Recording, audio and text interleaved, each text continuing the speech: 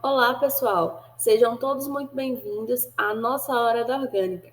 No capítulo 1, vocês entenderam alguns dos principais conceitos de química orgânica, compreenderam algumas das características do carbono que contribuem para a estruturação das suas cadeias. Sendo ele tetravalente, essa acaba sendo uma das principais características para o estudo que a gente está dando início nesse novo capítulo, que é a representação das cadeias carbônicas.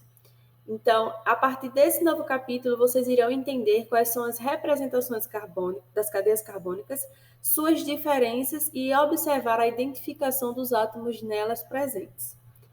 Na representação estrutural planar, utiliza-se traços para representar as ligações covalentes, as quais podem ser simples, duplas ou triplas.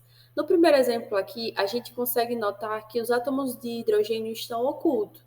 No exemplo mais adiante, a gente consegue observar que os átomos de hidrogênio estão explícitos. Mas em ambos os casos, a gente se depara com as representações de estrutural planar, em que a gente tem a estrutura carbônica em toda a sua extensão, e apenas sendo representada na sua forma em um único plano, certo? Na representação condensada, o que a gente pode notar é que as ligações elas não são tão completamente mostradas. Aqui a gente já consegue observar que ocorre a simplificação das ligações de hidrogênio. A gente já não consegue observar as exposições entre as ligações.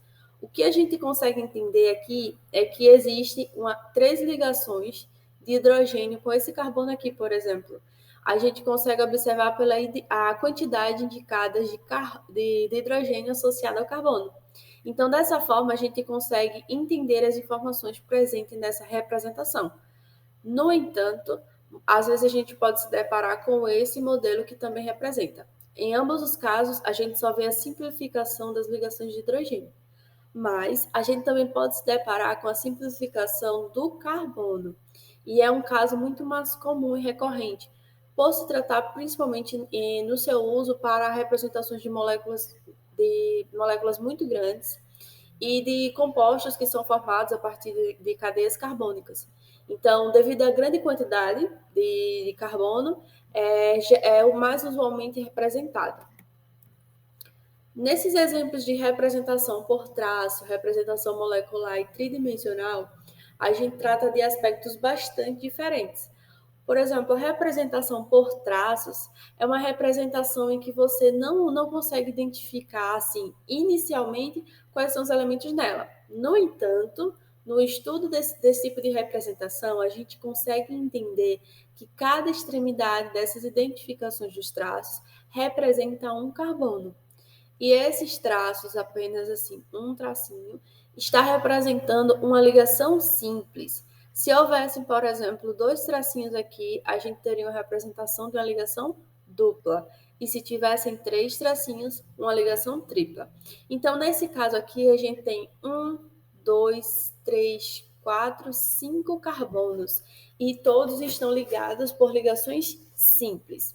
Aqui a gente tem uma outra representação bastante comum, e nesse caso aqui a gente tem um álcool, em que a gente tem a identificação dos carbonos em cada extremidade dos traços, mas aqui nessa extremidade a gente tem a representação da hidroxila, certo? Então, dessa forma, a gente tem 1, 2, 3, 4 carbonos ligados a essa hidroxila, tá bom? Na representação molecular, o que a gente tem é a identificação por numeração de cada átomo presente naquela molécula. Por exemplo, nesse caso aqui, a gente tem 3 carbonos e 8 hidrogênios. Então, a partir dessa identificação, a gente consegue estruturar a molécula. Nesse caso aqui, a gente tem o propano. Aqui é uma representação do propeno, com o mesmo raciocínio, no uso da representação molecular. Aqui a gente consegue ter o propano e o propeno também. Só que a diferença entre esses modelos é que nesse caso aqui a gente tem um modelo tridimensional. Qual seria essa diferença? Na molecular a gente está notando a representação por quantidades. E na tridimensional a gente está tendo a representação por planos. A gente tem 3 planos. Aqui a gente pode ter a representação como se a gente estivesse num plano real que a gente está, essa indicaçãozinha mais fechadinha para frente e essa aqui para trás. Então, é uma análise muito mais aperfeiçoada da representação daquela cadeia. Mais à frente, a gente vai conseguir entender e visualizar melhor essas representações, conforme a gente for analisando as características das cadeias, certo?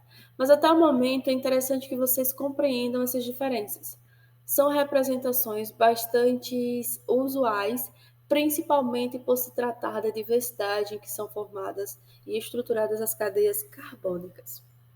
Agora vamos praticar um pouco do que a gente acabou de entender.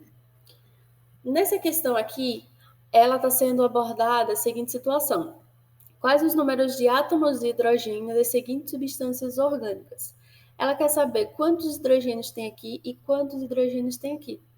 Então, para isso, a gente precisaria identificar. Primeiro, lembrando que cada carbono faz 4 ligações. Então, a melhor forma seria a gente representar essas ligações. Eu já fiz aqui, eu já acabei respondendo, mas a gente consegue acompanhar. Nesse caso aqui do nosso anel aromático, a gente tem a representação de um carbono aqui, um carbono aqui, um carbono aqui, um aqui, um aqui e um aqui. Só que se vocês observarem, esse carbono aqui, ele está ligado a essa e a essa ligação. Então, já tem uma, duas. Aqui é a terceira. Então, eu completei com a quarta. Nesse caso, a gente também tem esse carbono aqui, a gente já tem uma, duas, três, quatro ligações, está completo. E assim a gente vai seguindo o raciocínio para todas as outras. Então, cada tracinho desse é uma ligação de hidrogênio que eu estou fazendo, uma ligação complementar.